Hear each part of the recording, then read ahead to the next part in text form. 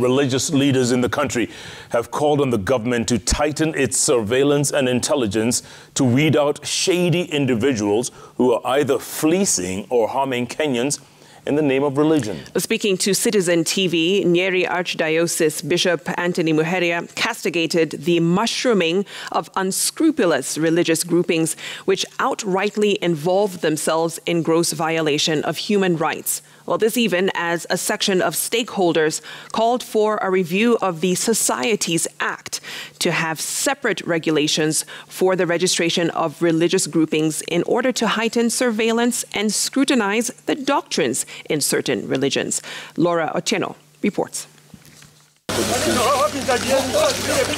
As news of the discovery of more bodies in Shakahola continue to dominate headlines, the doctrines pushed by controversial Pastor Paul Mackenzie have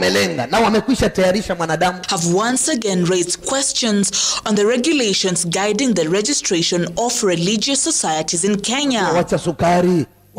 Some of the videos of his preaching outrightly discouraging his congregation from seeking medical attention.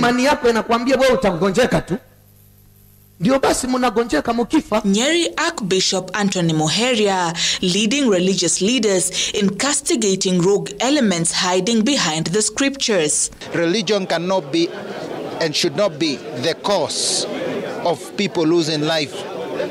Radical extremism that people have to do exceptional things in order to gain blessings from God. Let us not hide under this cover of freedom of expression or freedom of religion and worship that is provided for in our Constitution. We must hold pastors accountable. In 2022, the government lifted an 8-year moratorium on registration of churches, introducing more stringent measures in a bid to streamline religious groupings in the country.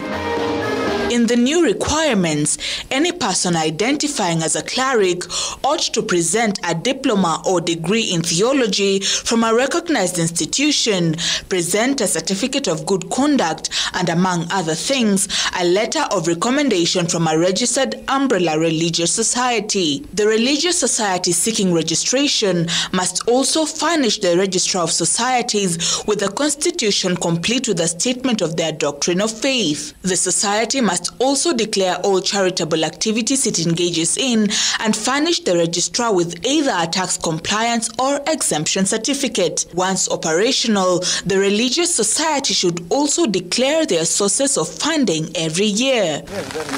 Despite the existence of these regulations, a section of stakeholders have called for separate registration of religious groups in order to allow scrutiny of some of the entities expressing interest. If you apply the same rules as you would apply to a normal society, then you're going to miss a lot in terms of your capability or your ability to test the doctrines of these churches that we are seeing. Kenya is the second country in Eastern Africa to introduce regulations in churches after Rwanda, which introduced regulations in 2018, directing all clerics to obtain a valid certificate in religious studies before opening a church. Laura Otieno, Citizen TV.